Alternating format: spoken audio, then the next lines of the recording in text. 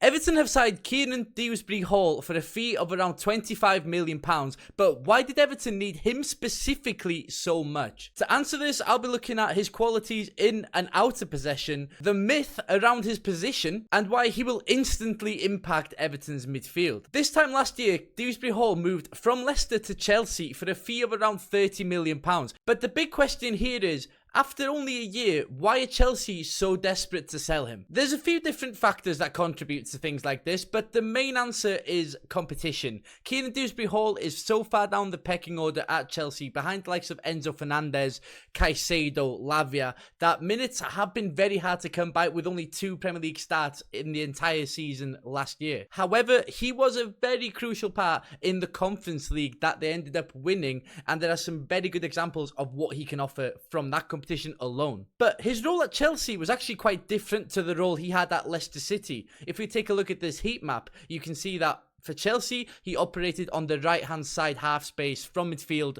frequently in the Conference League especially. But at Leicester, it was the reverse of this, operating on the left half space in midfield. And you know what? He's pretty good in both, but there are two sides of his game that I think we need to touch on. And that in itself brings a lot of questions around where he fits in at Everton. But first, let's take a look at some of his qualities in terms of scoring goals, getting assists, and how good he is off the ball, because I think that will lead towards a better answer of how Everton and David Moyes plan to use him. And we're starting off with a really fun example of what he looks like in possession in tight areas. He's got the ball here, and you can see there's 3 Copenhagen defenders right in front of him. Any other midfielder would turn around and face the other way, try to play a ball out wide maybe. But Kiernan Dewsbury-Hall is actually underrated in the sense of how good he is in these tight areas, dribbling through a crowd of players. And he can be quite direct in doing this. You can see here, he drives towards these defenders, gets a bit lucky with the bounce, but that comes from having the agility,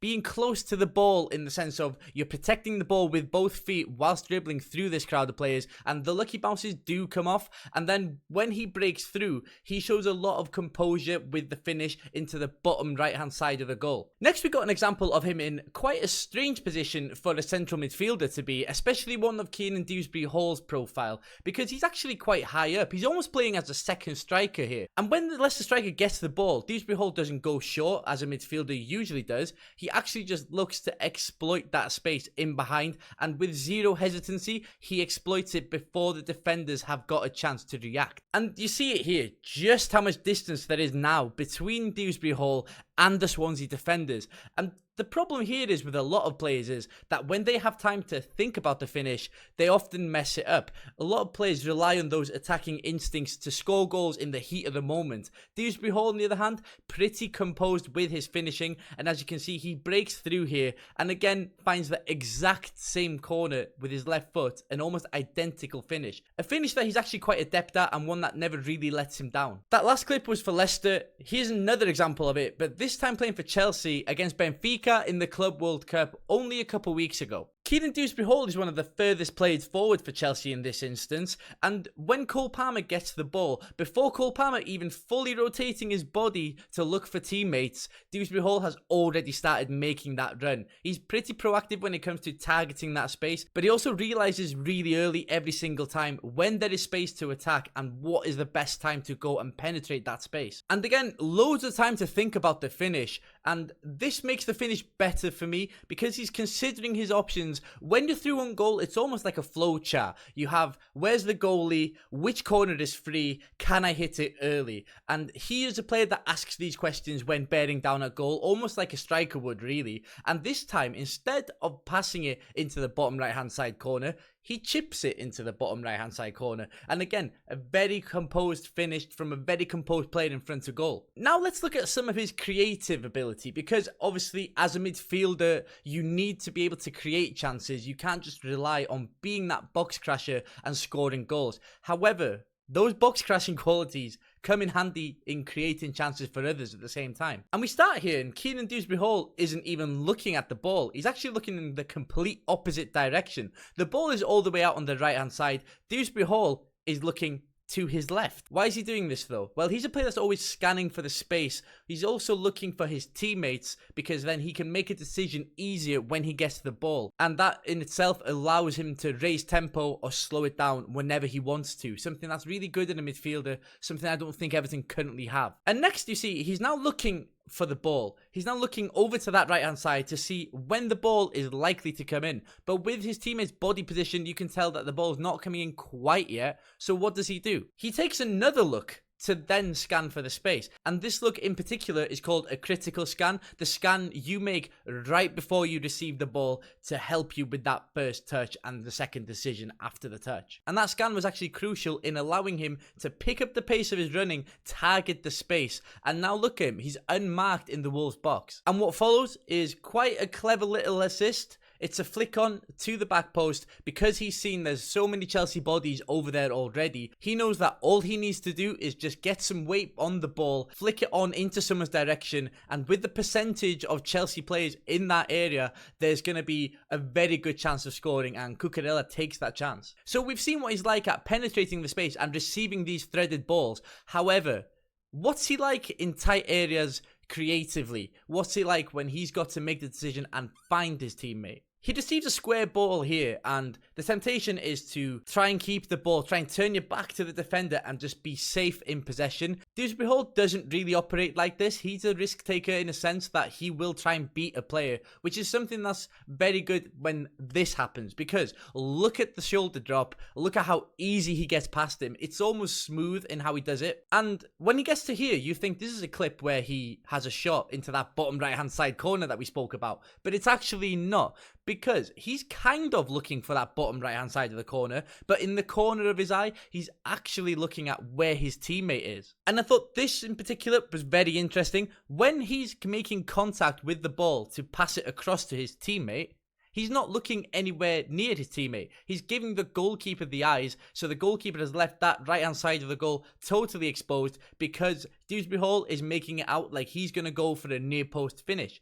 And the unselfishness of here Dewsbury-Hall is great to see, but also the awareness to see that pass in the first place. Again, improving the quality of the chance and improving the likelihood of scoring a goal. I was really impressed with this chance in particular because you see here instantly, Leicester striker Jamie Vardy is pointing backwards. He's pointing to Wilfred Ndidi for Dewsbury-Hall to play a simple sideways pass to him. But does Dewsbury-Hall do this? Well, the answer is no, he doesn't. Because he's already seen an opportunity to pass forward. And the pass isn't on, so Dewsbury-Hall delays and delays and delays until the avenues open up to play this pass. And he does really, really well to thread it through to McAteer.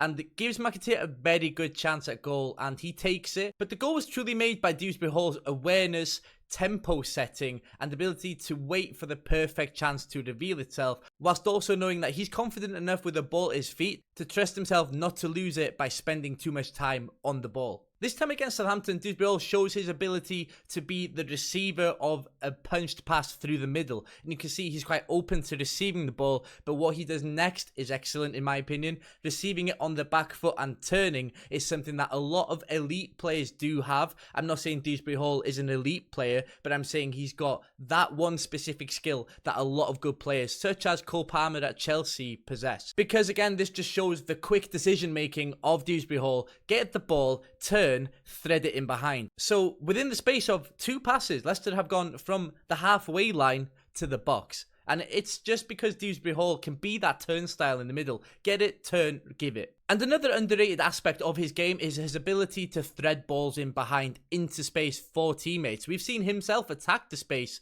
but now you see an example of him exploiting the space by use of his teammates. And here, there's only one pass on forward for Dewsbury-Hall. So the pass has got to be perfect because the Millwall defenders know this is the only pass he can play. Let's try to cut it out, make it difficult for him. But the weight of the pass itself is perfect. There's just enough weight on it to take it away from the Millwall defenders for the Leicester winger to then latch onto without making it a physical battle, allowing the Leicester winger to then bear down on goal, maybe look to square it or hit himself. And this is a similar kind of chance, but not exactly the same, because this one requires a lot of technical quality for me. So Mark Guiu is Chelsea striker in this instance, and he's peeling off to the left. A lot of players would play that diagonal pass straight into the channel and hope Guiu can latch onto it, hold off a defender, maybe play back inside. But Dewsbury-Hall settles, he takes his time, allows Guiu to create a bit of buffer between himself and the centre-back,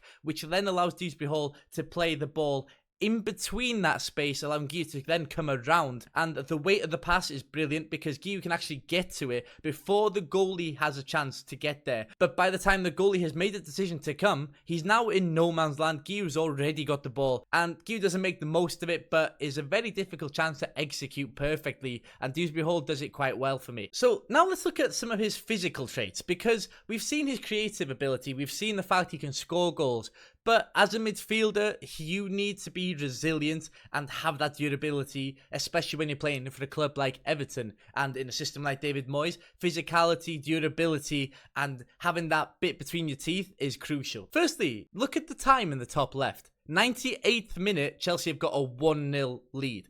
It would be forgiven if Chelsea just parked the bus, sat off, tried to defend that lead. But Dewsbury-Hall is actually leading the team in a sense here by being aggressive. You can see he's following Pape Matar Sarr, trying to track that run, trying to prevent the first pass from even reaching halfway to give Chelsea's defence a bit of respite. But when Bentancur doesn't use Sarr, you can see just how quickly Dewsbury-Hall is to adjust the way he's running to then cut off that space, and he puts in a really good tackle in the 98th minute. I think that kind of mentality does truly speak for itself in terms of how he'll be accepted by the fans, for example, at Everton. He's a bit gritty, but he's also got the quality to back it up. He's not just a bully, he's not just a shin kicker, he can do a bit of both. And you see it here against Djurgårdens in the Conference League, a competition that Dewsbury-Hall pretty much ran on his own, to be honest. He was a nailed-on starter in this competition. Chelsea ended up winning it, but the ball is actually started in quite a tricky position for Dewsbury-Hall to get out of here. He's got a man directly in front of him, but you'll never guess where the ball actually ends up and what unfolds from this moment, because Dewsbury-Hall combines a few different things pretty well here. Not only does he give it early to Madueke, he then follows up with a run into space to then receive the ball. Play those little 1-2s, those little wall passes, because they can be such a good way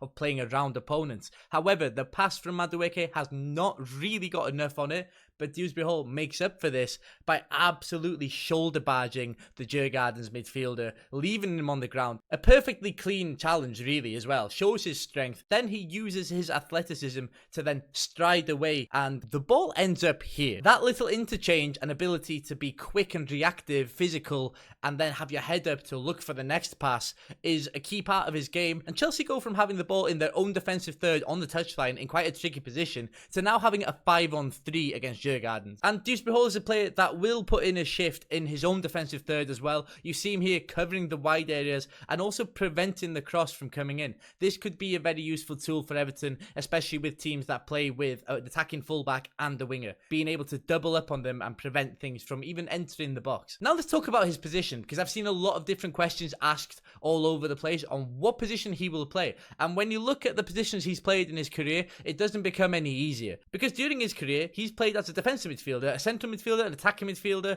a second striker, even as a striker, and also on either wing. But mostly his appearances have come from a central midfield position, and I think that answers quite a big question around Dewsbury-Hall as to where is he going to play. But how does that affect the other players we have at Everton already? Let's take a look at the tactics board to see how it possibly could work. This is option 1, and on paper 4-2-3-1, yes, possibly. However, I don't think this is what it'll actually look like within the context of a game, because we saw against Man United in pre-season that Garner was actually on the right side of this midfield and patrolled up and down those half spaces, and Garner was really good at this. He was actually quite a really clever use of his skill set, being able to hit those long balls and cross the ball into the box from acute angles. And that could lead Idrissa Gana Gueye to being somewhat of a single pivot for Everton, with Dewsbury-Hall on the left and Garner on the right. I would naturally expect Garner to be more reserved in this role, whilst Dewsbury-Hall takes that left-hand side mantle and goes up and down the pitch. But then you have the question of Alcaraz, and how would Dewsbury-Hall play with Alcaraz? Because Alcaraz is a more attacking player